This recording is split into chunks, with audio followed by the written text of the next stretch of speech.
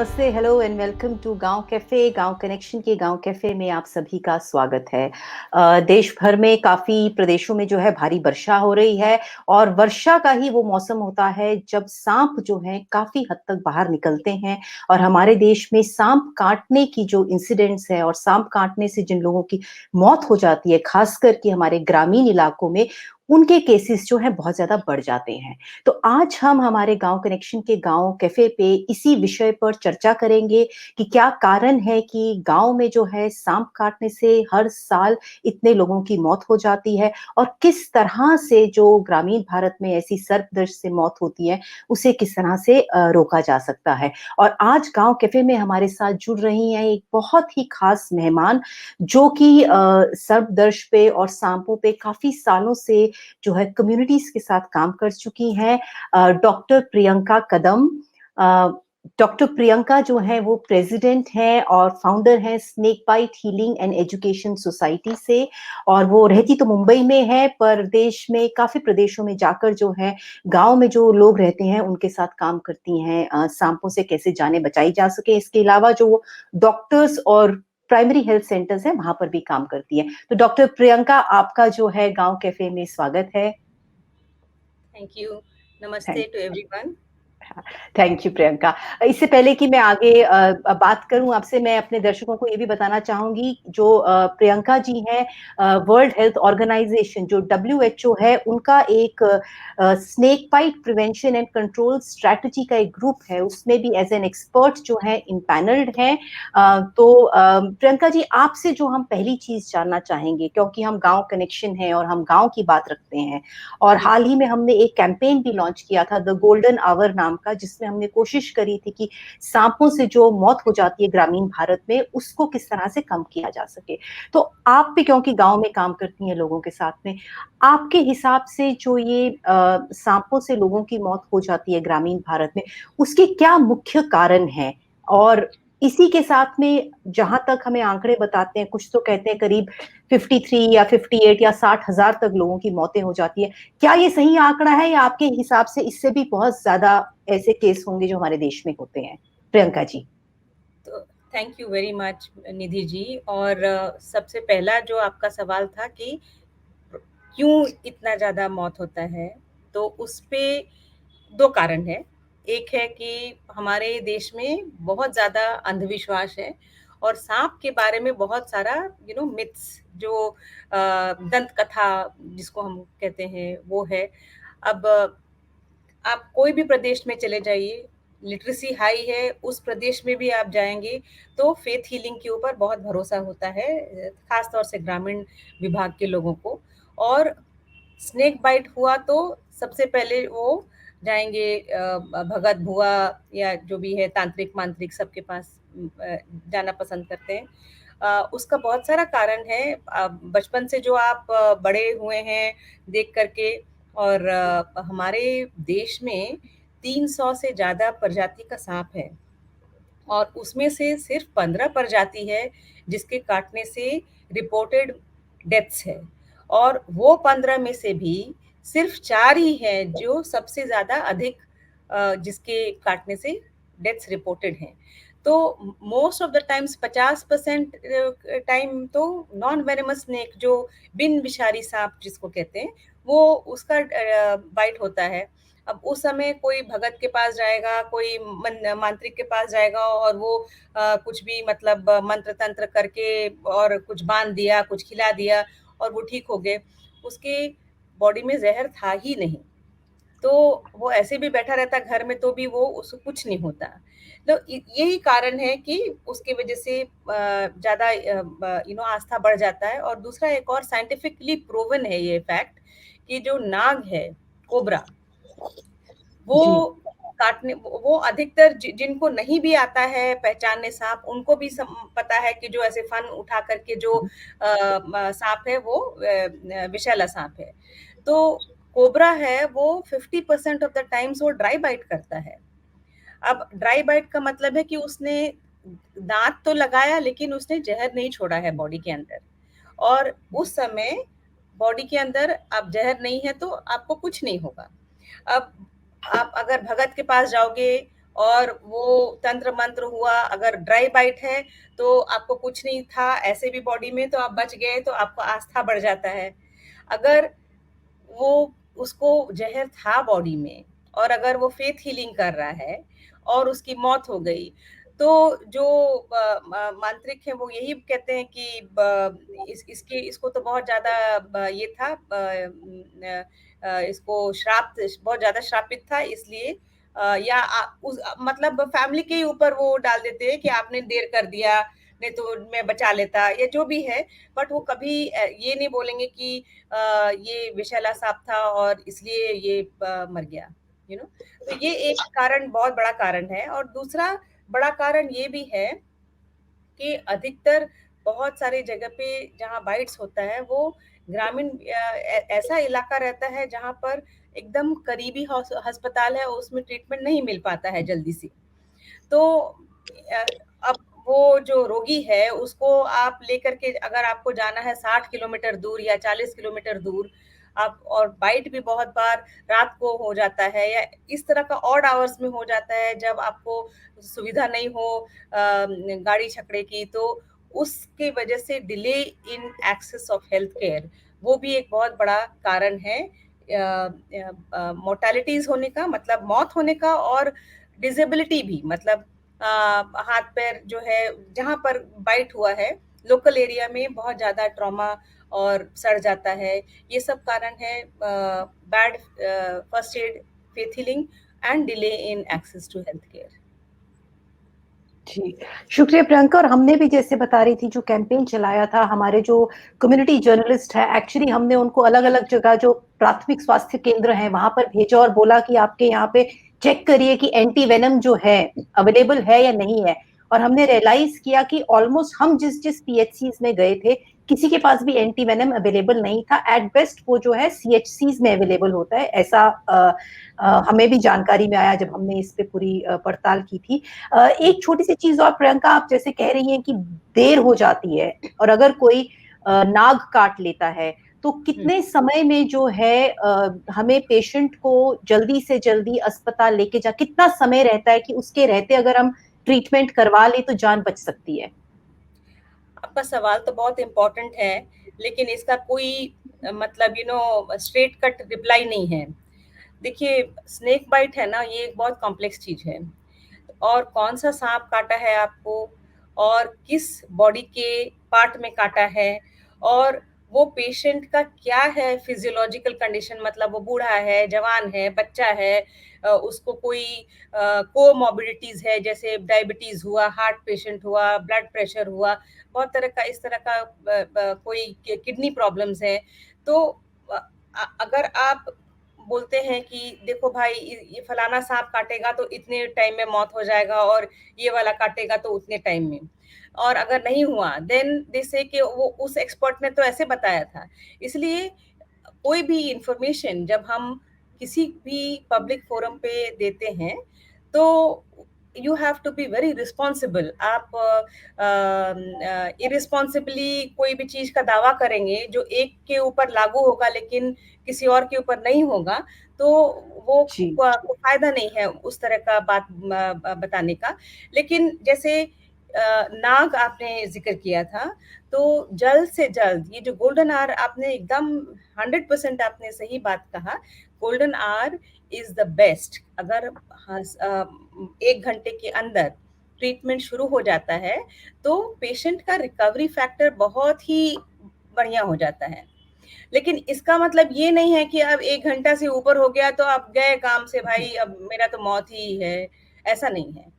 एक क्रेट जो है, हिंदी में करेत बोलते हैं, मराठी में मनियार बोलते हैं, और भी अलग अलग प्रांतों में और भी कुछ नाम होगा, लोकल नेम।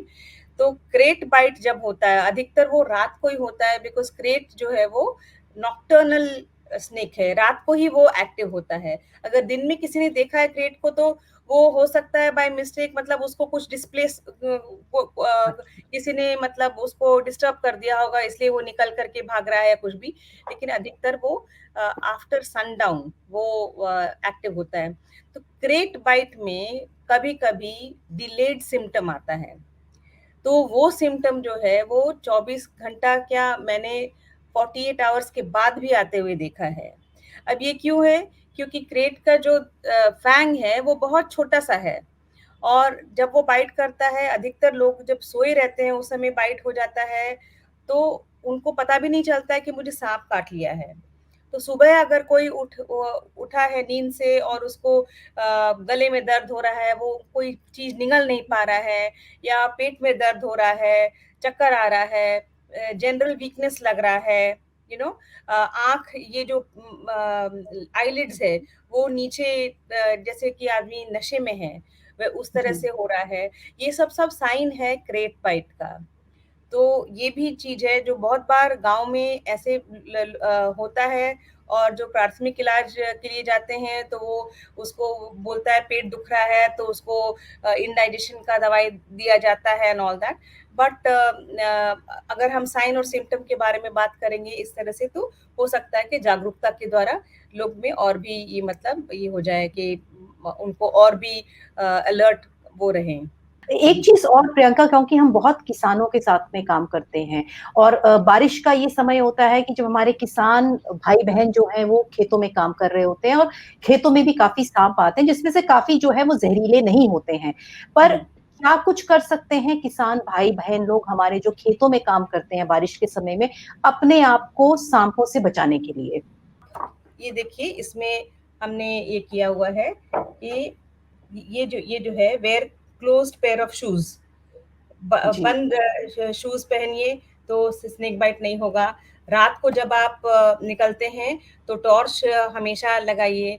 आपको बहुत सारे लोग बोलते हैं कि ये तो मेरा ही इलाका है, मैं तो अंधेरे में भी चल सकता हूँ, लेकिन वो सांप का भी इलाका है। तो आपको नहीं पता है कि 10 फीट के आगे वहां पर सांप बैठा हुआ है। तो it is good to have a torch in the night. जी, अपने घर के आसपास भी लाइट रखिए। उसके बाद आप अगर जमीन पर सोने अवॉइड कीजिए। अगर नहीं कर सकते हैं तो मच्छरदानी जरूर लगाइए, और मच्छरदानी जब लगाते हैं तो उसको टाइटली टक कीजिए। मैंने बहुत सारे केसेस देखा है जहां पर मच्छरदानी के अंदर घुस करके सांप ने काटा है लोगों को। अच्छा। तो वो है। उसके बाद आप ये जो है, ये चूहा आपके घर के आसपास में नहीं पनपे, तो वो अच्छा, सफाई आप रखने की। सफाई रखिए, ताकि चूहा नहीं हो ज्यादा, क्योंकि जहां पर चूहा है वहां पर सांप है। चूहा, मेढक, छिपकली, ये सब के पीछे सांप आता है। तो ये अच्छा, सब कुछ कुछ मुख्य चीज अगर आदमी करेगा, और जहां पर आप अपना हाथ या पैर रखते हैं तो एक नजर जरूर देख लें कि वहां पर क्या है। घर के अंदर भी, क्योंकि 50% ऑफ द टाइम घर के अंदर बाइट होता है। तो आप हम सबसे ज्यादा अपने आप को सेफ समझते हैं जब हम अपने घर के अंदर रहते हैं, लेकिन वहां पर भी अगर हम सजग रहेंगे, जहां पर भी नीचे अगर चप्पल बेड के नीचे गिरा हुआ है, तो ऐसे ही हाथ फिराने के बजाय अगर एक बार एक नजर देख लें, उसके देखिए। बाद उसको निकालें, तो अगर वहां पर सांप बैठा हुआ है तो वी विल बी अलर्ट और बाइट नहीं होगा। जी, जी, बहुत शुक्रिया प्रियंका, बहुत शुक्रिया। अच्छा प्रियंका, जो अगर डब्ल्यूएचओ ने जो है एक स्ट्रैटेजी बनाई थी कि आने वाले 50% जो है 2030 तक जो विश्व भर में मौत हो जाती है साँप काटने से, उसको कम करने की। जी। आपकी भी उसमें काफ़ी योगदान रहा है। आप थोड़ा बताएँगी हमें कि ये जो गाइडलाइंस बनाई थी डब्ल्यूएचओ ने, इनका इम्प्लीमेंटेशन खासकर भारत में अभी कहाँ ये स्टैंड करती हैं और क्या हम उस लेवल पे हैं कि हम 2030 तक जो है 50% मौतें जो हो जाती हैं सर्पदंश से उसको हम कम कर सकें, और अगर हमें कम करना है तो कैसे करें? ये बहुत लोडेड क्वेश्चन है। तो देखिए, कोई भी स्ट्रैटेजी बनता है तो उसमें आपको बहुत सारा आइडियाज है जो उस स्ट्रैटेजी में है। ये हमारे गवर्नमेंट के ऊपर है कि वो कौन कौन सा चीज को इम्प्लीमेंट करे अपने पॉलिसी में। और कोई भी चीज है ना, जब तक के पॉलिसी लेवल पे और जो हेल्थ प्रोग्राम है उसके लेवल पे अगर वो इम्प्लीमेंट नहीं हुआ, तो छोटे-छोटे पॉकेट्स में जो हम जिस तरह के जो काम करते हैं, हम डिस्ट्रिक्ट लेवल पर जा कर के और ट्रेनिंग कर रहे हैं डॉक्टर्स का, नर्सेस का, कम्युनिटी अवेयरनेस कर रहे हैं, लेकिन वो एक बहुत छोटा हिस्सा है। हमारा देश तो इतना विशाल है और इतने सारे अलग-अलग चैलेंजेस है कि इट इज़ नॉट पॉसिबल कि आप उसको अक्रॉस द कंट्री इम्प्लीमेंट करें। लेकिन अगर ये एग्जिस्टिंग हेल्थ प्रोग्राम में ही उसको ले लिया जाए और सर्पदंश को सिर्फ सर्पदंश नहीं बट इमरजेंसी मेडिसिन, जैसे देखिए स्नेक बाइट वो एक इमरजेंसी हेल्थ इमरजेंसी है ना। इसी तरह से जैसे कि हार्ट अटैक है, जैसे कि पैरालिटिक अटैक हुआ, जो भी चीज में जैसे जान जा सकता है अगर तुरंत इलाज नहीं हो, so that is a medical emergency. तो इमरजेंसी मेडिसिन जो है और उस किस तरह से डील करना चाहिए कोई भी इमरजेंसी केसेस में, वो एक प्राइमरी हेल्थ सेंटर को क्यों नहीं उसमें आप ढाल सकते हैं। जब तक कि आप वो नहीं करेंगे, तब तक कि आप कितना भी स्टेट ऑफ द आर्ट बना लो अपने डिस्ट्रिक्ट हॉस्पिटल को और बड़े बड़े बातें का आप करो, लेकिन जब तक कि वो जो because time is the essence इसमें, अगर वो टाइमली एक्सेस और स्टेबलाइज नहीं कर पाते हैं और उसके बाद वो वेंटिलेटरी सपोर्ट दे करके और रेफर नहीं करते हैं, तो हमारा ये जो मुद्दा है स्नेक बाइट का, ये कभी भी सॉल्व नहीं होगा। तो यही है, इम्प्लीमेंटेशन तो गवर्नमेंट लेवल पे अगर वो हो गया तो सबसे आसान हो जाएगा। बिकॉज देखिए, हम आज के तारीख में जब हमको कोई भी डिस्ट्रिक्ट में काम करना रहता है, तो कितना ज़्यादा हेवी लिफ्टिंग करना रहता है। We have to go and convince the collector of that district कि ये है हमारा ऑब्जेक्टिव और ये हम है सॉल्यूशंस, और हम आपका मदद करना चाहते हैं, एंड देन दैट्स हाउ हम अपना भी फंडिंग पैसा यूज करते हैं, गवर्नमेंट को भी ये करते हैं कि आप वर्कशॉप्स कराइए एंड ऑल दैट। तो उसमें कितना ज़्यादा एफर्ट होता है, और उससे टारगेट ऑडियंस कौन हुआ? सिर्फ एक डिस्ट्रिक्ट। लेकिन अगर वही चीज़ आपका हेल्थ प्रोग्राम में ही वो अगर इनकॉर्पोरेट हो जाएगा, तो फिर हर एक आपको उस तरह का हेवी लिफ्टिंग नहीं करने का ज़रूरत होगा। आप हैंड होल्डिंग कर सकते हैं, लेकिन आप सब जगह फिर आपके डोर्स जो है खुल जाएँगे। एक बस आखिरी चीज हम आपसे जानना चाहेंगे, हाल ही में आपने जो है एक ऐप आपने लॉन्च किया है, the snake bite assistant app.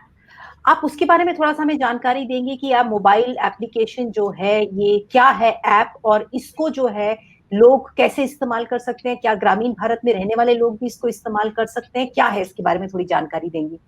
जी, तो स्नेक बाइट असिस्टेंट ऐप है, वो स्विस टीपीएच, ये स्विट्ज़रलैंड की जो हेल्थ डिपार्टमेंट है, उसने, और हाइडेलबर्ग यूनिवर्सिटी है जर्मनी की, उन लोगों के जो एक्सपर्ट्स हैं, उन लोग ने फैसिलिटेट किया है इस ऐप को बनाने में। और हमारे भारतीय डेवलपर्स हैं, बैंगलोर बेस्ड हैं, वाउ लैब्स नाम है उनका, उन्होंने बनाया है ये app.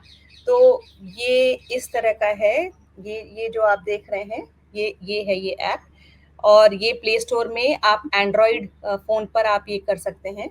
So when you open this app, तो इसमें आपको, आई डोंट नो ये दिख रहा है कि नहीं, ये सब जी।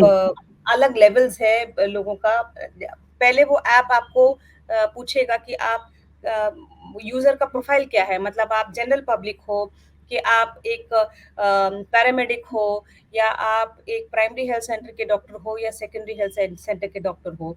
और जो आप चूज करते हैं उस हिसाब से फिर वो अलग अलग लेवल्स का एक्सेस आपको मिलता है वो ऐप में। तो अगर जी इस ऐप के माध्यम से अगर वो जो रूरल डॉक्टर्स हैं वो देख सके, समझ सके कि कैसे एटलीस्ट आप प्राइमरी केयर उनको दे दें और फिर जी आगे रेफर कर सके, तो शायद काफी जानें जो हैं बचाई जी जा सकती हैं सर्पदर्श जी से। जी तो चलिए प्रियंका, आज आप हमारे साथ जुड़ी और आपने हमारे दर्शकों को बहुत-बहुत इम्पोर्टेंट बातें बताई और कुछ बातें जो आपने बताई हैं मेरे को भी उनकी बिल्कुल जानकारी नहीं थी। बहुत अच्छा लगा आपसे बात करके, इतनी इम्पोर्टेंट छोटी-छोटी बातें जानकर और आशा करते हैं हम इस विषय पे और भी आपसे जुड़े रहेंगे ताकि इस तरह की और जानकारी जो है हम गाँव कनेक्शन के थ्रू जो है ग्रामीण भारत तक पहुँचाते रहें। आपका जी, बहुत-बहुत शुक्रिया प्रियंका। जी दीदी जी, thank you. Bye. Thank you connections.